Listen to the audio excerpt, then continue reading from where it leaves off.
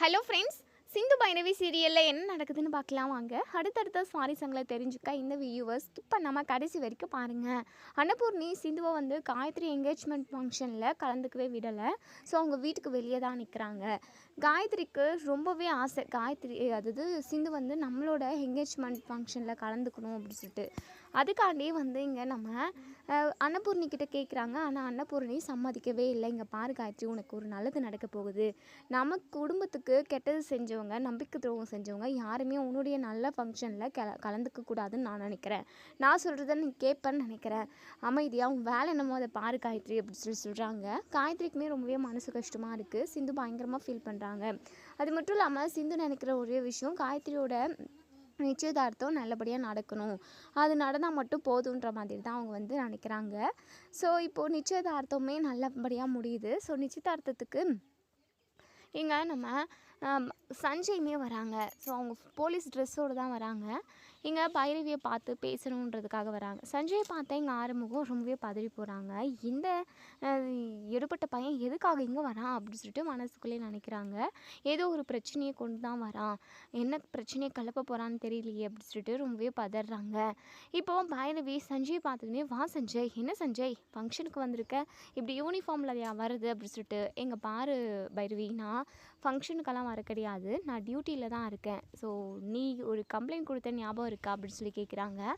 என்ன complaint?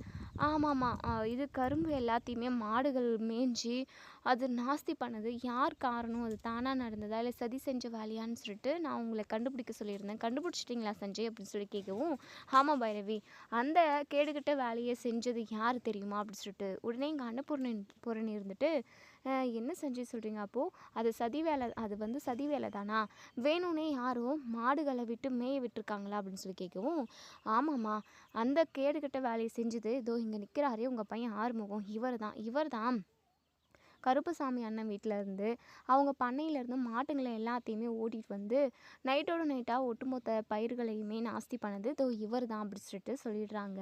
So இதை நம்ம ஆறுமுகம் எதிர்பார்த்துருக்கவே மாட்டாங்க. பயங்கரமாக ஷாக் ஆகிறாங்க.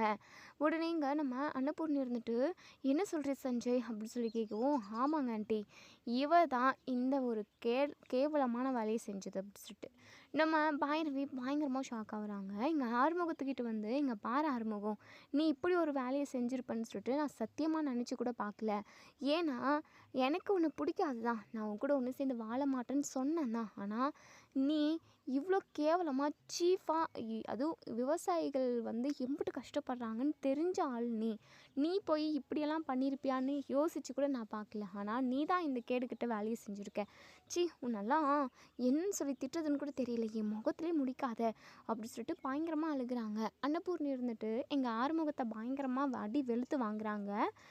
உடனே இங்கே பைரவி கிட்ட, பைரவி நீ எதுவும் தப்பாக நினச்சிக்காதம்மா, அவன் எதனால் இப்படி பண்ணாலாம் எனக்கு தெரியல, ஆனால் அவன் பண்ணது மிகப்பெரிய தப்பு தான், அதுக்கான தண்டனையை நான் அவனுக்கு கொடுக்குறேன், நீ அழுகாதம்மா அப்படி சொல்லிட்டு.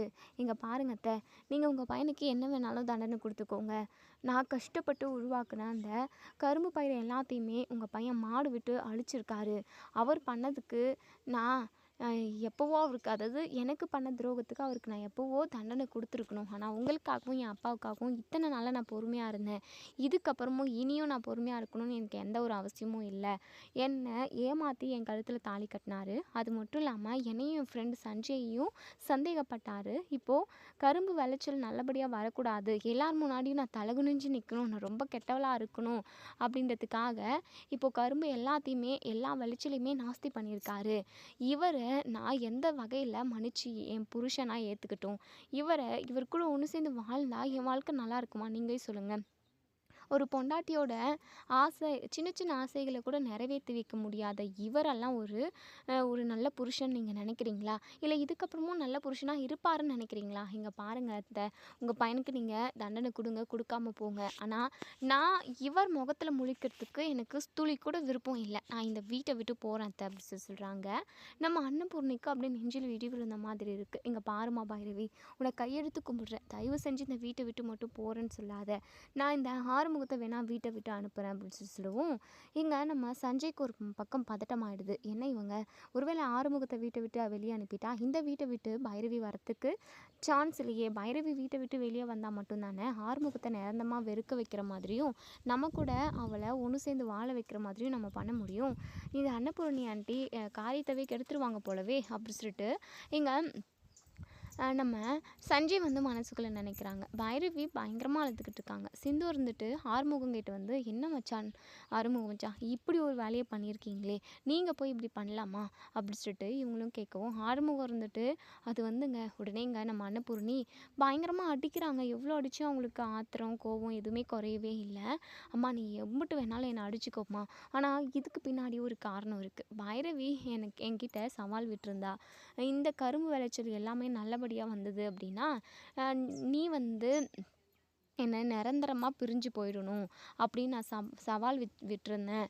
அது பைரவி சவால் என்கிட்ட விட்டுருந்தாம்மா. அதே மாதிரி நானுமே ஓகே சொன்னம்மா. கண்டிப்பாக இந்த பயிர் விளைச்சல் எதுவுமே கரெக்டாக வராதுன்னு சொல்லிட்டு எங்கே அவன் சவாலில் ஜெயிச்சு என்னை விட்டுட்டு போயிடுவான்ற ஒரு பயத்தினால மட்டுமே நான் இப்படி ஒரு காரியத்தை கேடுகட்ட காரியத்தை முட்டாள்தனமாக இப்படி ஒரு விஷயத்த நான் செஞ்சுட்டேன். என்னை மன்னிச்சிருங்க. எல்லாருமே தயவு செஞ்சு என்னை மன்னிச்சிருங்க பைரவி. உன்னை கெஞ்சி கேட்டுக்கிறேன். எக்காரணத்துக்காகவும் என்னை விட்டுட்டு போகணும்னு நினைக்காத பைரவி.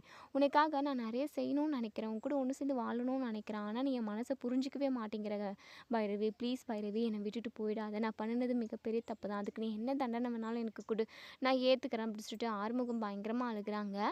பைரவி இருந்துட்டு இங்கே பாரு சி நீ பேசாத. உன் வாய்ஸை கேட்டால் கூட எனக்கு அப்படியே ஒரு மாதிரி காதிலிருந்து ரத்தம் வர மாதிரி இருக்குது. உன்னை நான் அந்த அளவுக்கு வெறுக்கிறேன். உன்னை எப்படி நான் மன்னிச்சு ஏற்றுக்க சொல்கிறேன்? என் கூட ஒன்று சேர்ந்து வாழணும், உன்னை நல்லா பார்த்துக்கணும்னு சொல்கிறியே. எனக்கு பிடிச்ச மாதிரி நீ எதை செய்கிற? நீ செய்கிறது எதுவுமே எனக்கு பிடிக்க மாட்டேங்குது. அப்படி இருக்கிறப்போ உன் கூட நான் ஒன்று சேர்ந்து வாழணும்னு நீ எதுக்காக நினைக்கிற? நீ மட்டும் ஆசைப்பட்டால் போதுமா? நானும் நினைக்கணும்ல அப்படி சொல்லிட்டு பைரவி கோவப்படுறாங்க.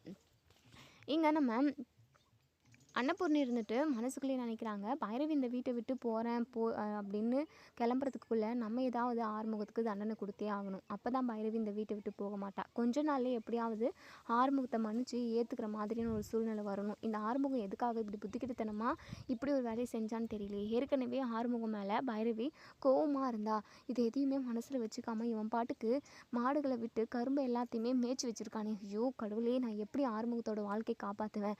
பைரவியும் ஆறுமுகத்தையும் எப்படி நான் ஒன்று சேர்த்து வைப்பேன் அப்படின்னு சொல்லிட்டு ரொம்பவே கலங்கி போய் நிற்கிறாங்க அன்னபூர்ணி. இங்கே அன்னபூர்ணி இருந்துட்டு நம்ம ஆறுமுகத்தோட கழுத்தை பிடிச்சி நீ இனிமேல் ஒரு நிமிஷம் கூட இந்த வீட்டில் இருக்கக்கூடாது. உன்ன மாதிரி ஒரு பையனை பெற்றதுக்கு நான் ரொம்பவே வெட்கப்படுறேன், அவமானப்படுறேன் அப்படின்னு சொல்லிட்டு கழுத்தை பிடிச்சி வெளியே தள்ளிடுறாங்க. இங்கே நம்ம ஆறுமுகமும் பயங்கரமாக அழுதுகிட்டே நிற்கிறாங்க. இங்கே நம்ம அன்னபூர்ணி இருந்துட்டு கையெடுத்து கும்பிட்டுக்கிட்டே இங்கே பாருமா பைரவி, நான் உன்னை கெஞ்சி கேட்குறேன். அவனுக்கான தண்டனையை நான் கொடுக்குறேம்மா. நீ நம்ம வீட்டுக்குள்ளே தான் இருக்கணும். எக்காரணத்துக்காகவும் வீட்டை விட்டு போகிறேன்ற ஒரு தப்பான முடிவை எடுத்துடாதம்மா. நீ இல்லை அப்படின்னா கண்டிப்பாக அந்த வீடு வெறிச்சோடி போயிடும்.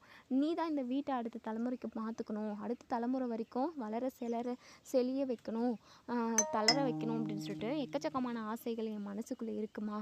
தயவு செஞ்சு இந்த வீட்டை விட்டு போயிடாதம்மா. என் மருமகளாக இல்லை அப்படின்னாலுமே என் மகளாக இந்த வீட்டுக்குள்ளே தான் இருக்கணும் அப்படி இப்படின்னு என்னென்னமோ போயிட்டு போடுறாங்க நம்ம அன்னபூரணி. ஆனால் பைரவிக்கு கொஞ்சம் கூட மனசில் இடம் கொடுக்கவே இல்லை. அத்தை போதும் நிறுத்துங்க அத்தை, நீங்கள் ரொம்ப சுயநலமாக பேசுகிறீங்க. சிந்துவும் சிவாவும் ஒன்று சேர்ந்து அவங்க 2 பேரையும் வாழ விடாமல் 2 பேரும் ஒருத்தருக்கு ஒருத்தர் ஒன்று சேர்ந்து வாழணும்னு ஆசைப்படுறாங்க. ஆனால் அவங்களே பிரித்து வைக்கணும்னு நினைக்கிறீங்க. அதே மாதிரி நீங்கள் என் விஷயத்தில் முடிவெடுக்கணும்ல. ஆனால் உங்கள் பையனோட வாழ்க்கைக்காக நீங்கள் ரொம்ப சுயநலமாக முடிவெடுக்கிறீங்க அத்தை. கண்டிப்பாக உங்கள் பேச்சு நான் கேட்கவே மாட்டேன் அப்படின்னு சொல்லிட்டு உடனே இங்கே சஞ்சய் இருந்துட்டு இங்கே பாரு பைரவி, மாடுகளை விட்டு மேய்ச்சது அந்த ஆறுமுகம் தான். ஆறுமுகத்துக்கு என்ன மாதிரியான தண்டனையை நான் கொடுக்கட்டும், நீ என்ன சொன்னாலும் நான் கண்டிப்பாக அந்த தண்டனையை நான் அவனுக்கு கொடுப்பேன் அப்படின்னு சொல்லி சொல்கிறாங்க.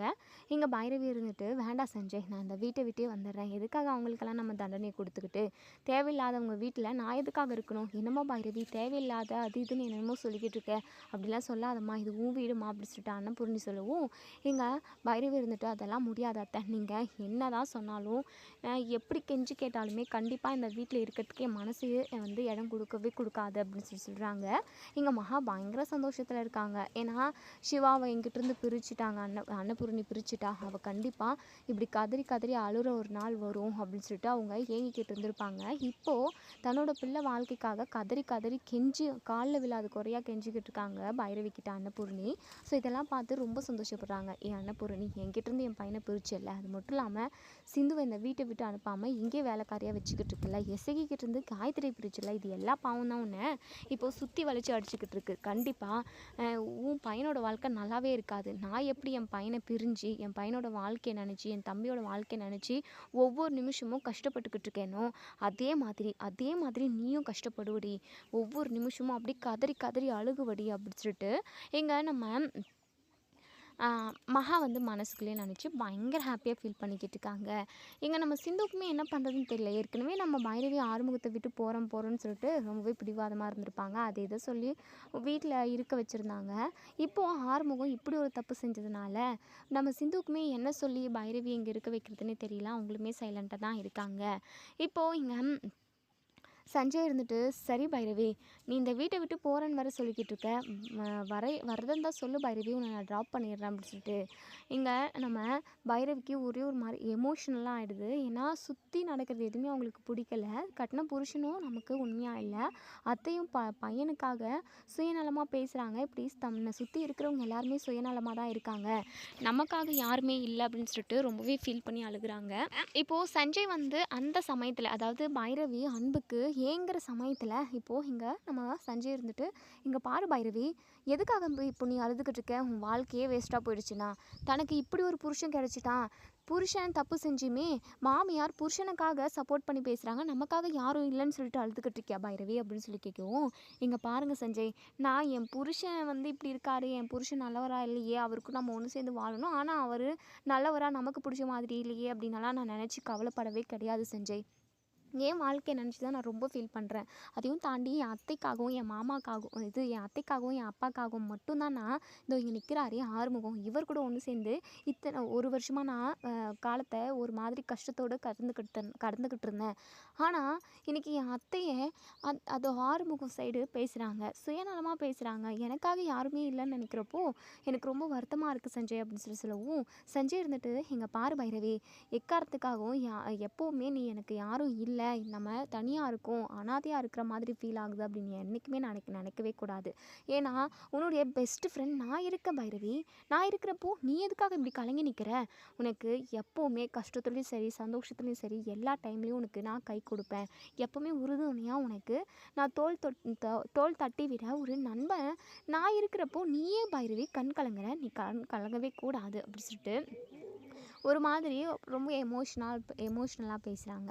நம்ம பைரவிக்கு ரொம்ப சந்தோஷமாகவும் ஆறுதலாகவும் இருக்குது சஞ்சயோட வார்த்தைகள். ஏன்னா அந்த அளவுக்கு கவர்ற மாதிரி பேசுகிறாங்க. ஏன்னா அந்த அளவுக்கு அவங்க ரொம்பவே நொந்து போயிருக்காங்க. நம்ம லட்சியம் வந்து நடக்கலை, நம்ம இப்படியெல்லாம் ஆசைப்பட்டோம், நிறைய கஷ்டப்பட்டு படித்தோம், நம்ம நினச்சதை அதாவது அடைய முடியல, இந்த ஆறுமுகம் ஏமாற்றி நம்ம கழுத்தில் தாலி கட்டினதுனால இன்றைக்கி நம்ம இவ்வளோ கஷ்டப்படுறோமே அப்படின்னு சொல்லிட்டு நினச்சி ரொம்பவே தவிச்சிக்கிட்டு இருக்கப்போ இங்கே கரெக்டான சமயம் பார்த்து இங்கே சஞ்சய் 4-5 பிட்டு அவுத்து விட்டு நம்ம பைரவி மனசில் நல்லாவே இடம் பிடிச்சிடுறாங்க. ரொம்ப கஷ்டமாக இருக்கிறதுனால சடான்னு அக்கம் பக்கம் யார் இருக்காங்க என்ன ஏதுன்னு கூட பார்க்காம, அதே சமயம் சஞ்சயை தப்பான முறையிலலாம் கிடையாது, தன்னோட பெஸ்ட் ஃப்ரெண்டாக நினச்சி இங்கே நம்ம பைரவி ஹக் பண்ணி பயங்கரமாக அழுகுறாங்க. இங்கே பைரவி இப்படி ஒரு விஷயத்த செஞ்சதுமே ஆறுமுகத்துக்கும் சரி நம்ம அன்னபூர்ணிக்கும் சரி பயங்கரமாக ஷாக் ஆகுது. என்ன இவ இத்தனை பேர் முன்னாடி இப்படி கட்டி பிடிக்கிறாங்கன்னு அப்படின்னு சொல்லிட்டு எங்கள் சஞ்சய்க்கும் அப்படியே பட்டாம்பூச்சி பறக்குது அவங்க மனசில். அவ்வளோ ஒரு பயங்கர ஹாப்பியாக ஃபீல் பண்ணுறாங்க அந்த ஒரு நொடியை. எங்கள் உடனே பைரவி, நீ எதுக்காகவும் கவலைப்படாத பைரவி, கண்டிப்பாக உன் வாழ்க்கை உனக்கு பிடிச்ச மாதிரி சந்தோஷமாக மாறும், அதுக்கு நீ இங்கே இருக்கவே கூடாது, ஏன்னா உனக்கு பிடிச்ச இடத்துல நீ இருந்தால் மட்டும்தான் நடக்கும், நீ நினச்ச மாதிரி நல்லா படித்து நீ உன் லட்சியத்தை அடையணும், அதுக்கு நான் எப்போவுமே உனக்கு உறுதுணையாக இருப்பேன், நீ வா பைரவி நம்ம இங்கேருந்து போயிடுவோம் அப்படி சொல்லிட்டு உடனே இங்கே நம்ம ஆறுமுகத்துக்கு கோவம் வந்து ஓடி வந்து எங்கள் சஞ்சயை பல்லார்னு அறையிறாங்க. உடனே இங்கே சஞ்சய் இப்படி சஞ்சய் வந்து நம்ம ஆறுமுகம் அடித்ததும் நம்ம பைரவிக்கு கோவம் வருது. சஞ்சய் வந்து பிளான் பண்ணி பக்காவாக ஒவ்வொன்றுத்தையுமே பிளான் பண்ணி தான் பண்ணிக்கிட்டு இருக்காங்க. அதனால் ஆறுமுகம் அடிச்சியுமே திருப்பி அடிக்கலை, ஏன்னா பைரவி முன்னாடி ரொம்ப நல்லவராக இருக்கணும் அப்படின்றதுக்காக. நம்ம சஞ்சய் எதுவுமே பேசாமல் சைலண்ட்டாக நிற்கவும் பைரவி இருந்துட்டு ஆறுமுகத்தை போதும் நிறுத்த ஆறுமுகம், எதுக்காக நீ சஞ்சய் அடிக்கிற? பின்னென்ன பைரவி, நீ என்னடானா அவனை போய் கட்டி பிடிக்கிற, அவன் என்னடானா நான் இங்கேருந்து உன்னை கூட்டிகிட்டு போயிடுறான் வந்துரு நீ லட்சியத்தை அடையணும்னு என்னென்னமோ பேசிக்கிட்டு இருக்கான், இதெல்லாம் பார்த்துட்டு நான் சும்மா இருக்கணும்னு நினைக்கிறேன் நீ அப்படின்னு சொல்லி கேட்கவும் உடனே பைரவி இருந்துட்டு ஆமாம் நீ சும்மா இருந்து தான் ஆகணும், உனக்கும் எனக்கும் என்ன தொடர்பு இருக்குது, நீ எதுக்காக இங்கே வந்து கேள்வி கேட்டுக்கிட்டு இருக்க சஞ்சய் கிட்ட, சஞ்சய் கேள்வி கேட்கறதுக்கான எந்த ஒரு அருகதையும் தகுதியும் உனக்கு கிடையவே கிடையாது, சஞ்சய் என்னுடைய பெஸ்ட்டு ஃப்ரெண்டு, அவனை நான் ஒரு நட்பு முறையில் தான் ஹக் பண்ணினே தவிர அது மட்டும் இல்லாமல் தனக்குன்னு யாருமே சப்போர்ட்டாக நிற்கலையே எல்லாரும் சுயநலமாக இருக்காங்கன்ற ஒரு மனவேதனையில் மட்டும்தான் நான் சஞ்சய் ஹக் பண்ணேன், மற்றபடி அது தப்பான ஹக்கிங்கெல்லாம் கிடையவே கிடையாது. உடனே ஆறுமுகம் இருந்துட்டு இங்கே பாரு பைரவி, இப்போ கூட இந்த நிமிஷம் கூட நான் உன்னை சந்தேகப்படவே இல்லை, ஆனால் இந்த சஞ்சய் வந்து நீ நினைக்கிற மாதிரியெல்லாம் இல்லை, உன்னை கல்யாணம் பண்ணிக்கணும்னு நினைக்கிறான், போதும் நிறுத்த ஆரம்பிக்கும், இதுக்கப்புறம் சஞ்சய் பற்றி ஏதாவது தப்பாக பேசினா அவ்வளோதான் உனக்கு மரியாதை, அத்தை நான் இங்கேருந்து கிளம்புறேன் அத்தை அப்படின்னு சொல்லிட்டு நம்ம அனுப்புன்னு எதுவுமே பேசலை. ஏன்னா முன்னாடி வரைக்கும் இது காலில் விழுறேன் அப்படி இப்படின்னு என்னென்னமோ கெஞ்சி கேட்டாங்க, மன்னிப்பு கேட்டாங்க இங்கே இருன்னு சொல்லிட்டு, எப்போ சஞ்சய் வந்து அவங்க கண்ணு முன்னாடியே நம்ம பைரவி கட்டி பிடிச்சாங்களோ அந்த நிமிஷமே அவங்களுக்கு ஒரு மாதிரி கஷ்டம் வந்துருச்சு. பைரவிக்கிட்ட இனிமேல் நம்ம கெஞ்சக்கூடாது, அவளோட விருப்பப்படி அவள் இருக்கட்டும், நான் இந்த பைரவியால் தன்னோட பிள்ளை ஆறுமுகத்தோட வாழ்க்கை கெட்டுறவே கூடாது, ஆறுமுகத்தோட மனசை மாற்றி நம்ம வேற ஒருத்தவங்களுக்கு கல்யாணம் பண்ணி வச்சுருவோம், அவனாச்சு சந்தோஷமாக இருக்கட்டும், இந்த பைரவி ஏதோ ஒரு திட்டத்தோடு தான் இருக்கா அப்படின்ற மாதிரியுமே தப்பாக அதாவது தப்பாக புரிஞ்சுக்கிறாங்க.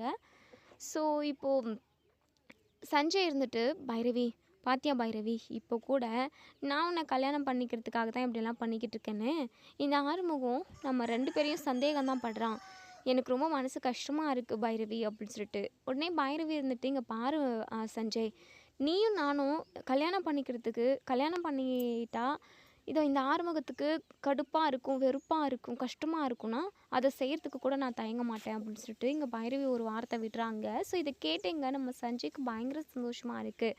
உடனே இங்கே ஆறுமுகம் இருந்துட்டு என்ன பைரவி இப்படி சொல்கிற, பின்ன என்ன நீ பண்ணுற கொடுமைக்கு நீ அனுபவிக்கணும், நீ கஷ்டத்தை அனுபவிக்கணும், அதனால தான் உனக்கு பிடிக்காத விஷயத்த இனிமேல் நான் செய்யணும்னு நினைக்கிறேன்.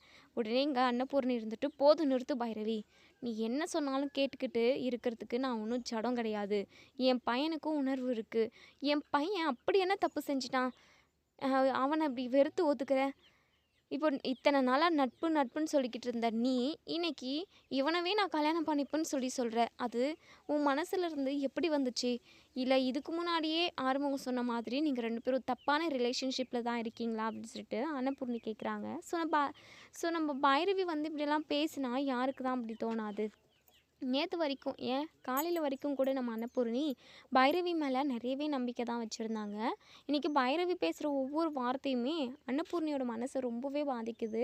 ஸோ நம்ம அன்னபூர்ணி இருந்துட்டு இங்கே பாரு பைரவி, உனக்கு பிடிச்ச வாழ்க்கையை நீ அமைச்சிக்கோ, என் பையன் எனக்காகவும் குடும்பத்துக்காகவும் உன்னை ஏமாற்றி உன் கழுத்தில் தாலி கட்டிட்டாதான், அதுக்காக அவனை விட்டு போகணும்னு நினைக்கிறியா, நீ போயிட்டே இரு, உன்ன மாதிரி ஒரு கேடு கெட்ட ஒரு பொண்டாட்டி என் பிள்ளைக்கு இருக்கணும்னு எனக்கு எந்த அவசியம் கிடையாது, நீ இந்த சஞ்சயை கல்யாணம் பண்ணிப்போ இல்லை வேறு யாரை கல்யாணம் பண்ணிக்குவ அப்படிங்கிறதுலாம் எனக்கு தெரியாது, நீ எப்படியானா கெட்டு குடிச்சவராக போ, ஆனால் என் பிள்ளையோட வாழ்க்கை நல்லா இருக்கணும், இனிமேல் நான் என் பிள்ளையோட வாழ்க்கை மட்டும்தான் பார்ப்பேன். பாவம் ஆறுமுகம், அவன் ஒரு குழந்த மாதிரி, அவன் என்றைக்குமே யாருக்குமே எந்த கெடுதலும் நினச்சது கிடையாது, என்றைக்காவது ஒரு நாள் கண்டிப்பாக நீ ஃபீல் பண்ணுவ பைரவி, ஆறுமுகத்தை நம்ம மிஸ் பண்ணிட்டோமே, இப்படி தப்பான ஒரு வாழ்க்கையை சூஸ் பண்ணிட்டோமேன்னு சொல்லிட்டு ஒரு நாள் யோசிப்பேன், ஆனால் அன்றைக்கி யோசித்து ஒரு பிரயோஜனமும் கிடையாது, ஏன்னா அன்றைக்கி உன் வாழ்க்கை மாறி இருக்கும், அன்றைக்கி நீ ரொம்ப கஷ்டப்படுவ, அன்றைக்கி நீ திரும்ப வந்தாலும் நானோ இல்லை ஆறுமுகமோ ஏற்றுக்கிற நிலமையில இருக்கவே மாட்டோம் அப்படின்னு சொல்லிட்டு சொல்லவும், இங்கே பாருங்க போதும், அப்படி ஒரு சூழ்நிலை வரவே வராது, நீங்கள் எல்லாருமா சேர்ந்து என்னையும் சஞ்சையும் சந்தேகப்பட்டுட்டீங்களே, அது மட்டும் இல்லாமல் ஆறுமுகத்துக்கு பிடிக்காத செயலை செய்யணும் அப்படின்னா நான் சஞ்சய் கல்யாணம் பண்ணி தான் ஆகணும். சஞ்சய், நீ என்ன கல்யாணம் பண்ணிக்கிறதுக்கு உனக்கு விருப்பமா சஞ்சய் அப்படின்னு சொல்லவும், சஞ்சய்க்கு விருப்பம் இல்லாமல் கருமா சஞ்சய் பயங்கர ஹாப்பியாக தான் இருக்கார். அது மட்டும் இல்லாமல் வெளியே சீன் போடணுன்றதுக்காக என்ன பைரவி, இத்தனை நாளாக நம்ம நட்பாகவே பழகிட்டோம், இப்போ போய் இப்படியா, இதெல்லாம் வேண்டாம் பைரவி அப்படின்னு சொல்லிட்டு சீன் போடுறாங்க. உடனே ஆறுமுகம் இருந்துட்டு, என்னடா பச்சையாக நடிச்சுக்கிட்டு இருக்க, உன்னை போய் இவெல்லாம் நம்பிக்கிட்டு இருக்காளே, கண்டிப்பாக இவ எல்லாத்துக்குமே சேர்த்து அனுபவிப்பா, அன்னைக்கு தெரியும் உங்களுக்கு அப்படி சொல்லிட்டு. இங்கே பைரவி இருந்துட்டு, இங்கே பாரு சஞ்சய், நீயும் நானும் நட்பாக தான் பழகிக்கிட்டு இருந்தோம் அப்படின்றது நமக்கு தெரியும். இவங்க எல்லாரோட அதாவது அவங்களோட கேவலமான பேச்சியால் தான் நம்ம இப்படி ஒரு முடிவு எடுக்க வேண்டியதாக இருக்குது. நீ என் கழுத்தில் தாலி கட்டணும், இப்போவே நம்ம கோவிலுக்கு போகிறோம், நீயும் நானும் தாலி கட்டி புருஷன் பொண்டாட்டி ஆக போகிறோம் அப்படின்னு சொல்கிறாங்க. சஞ்சய்க்கு அவ்வளோ ஒரு சந்தோஷமாக இருக்குது. அப்படியே ஓடி குதித்து விளையாடணும் போல் ரொம்ப ரொம்ப ஆசையாக இருக்குது. ஆனால் அதை அவங்க வெளிக்காட்டிக்கவே இல்லை. ஸோ இப்போது இங்கே நம்ம பைரவியும் சஞ்சயும் நேராக கோவிலுக்கு கிளம்பி போயிடுறாங்க. ரொம்பவே ஹாப்பியாக இருக்காங்க. இப்போது இங்கே அன்னபூர்ணி இருந்துட்டு ஆறுமுகத்துக்கிட்ட, இங்கே பாரு ஆறுமுகம், நீ எதை நினச்சி கவலைப்படாதியா, கண்டிப்பாக நம்மளோட வாழ்க்கை மாறும், உன்னுடைய வாழ்க்கையும் மாறும். இந்த பைரவி உனக்கு வேண்டாயா, இந்த பைரவியால் நீ பட்ட கஷ்டம் எல்லாமே போதும், என்னைக்காவது இவளோட மனசு மாறிடும், இவ கூட நீ சந்தோஷமாக ஒன்று சேர்ந்து வாழலாம் அப்படின்ற மாதிரியெல்லாம் நீ யோசிச்சுக்கிட்டு இருந்திருப்ப. ஆனால் இனிமேல் அது நடக்காதுன்னு தெரிஞ்சதுக்கப்புறம் எதுக்காகயா நீ இம்புட்டு கஷ்டப்பட போகிற, இவ போகட்டும்யா, போயிட்டு போகிறா அப்படின்னு சொல்லிட்டு இங்கே நம்ம ஆறுமுகத்துக்கிட்ட அன்னபூரணி ஆறுதல் சொல்லிக்கிட்டு இருக்காங்க. நம்ம ஆறுமுகம் இருந்துட்டு, இல்லைம்மா, என்னை அவளால் எப்படி நான் தூக்கி போட முடிஞ்சுது, அவளை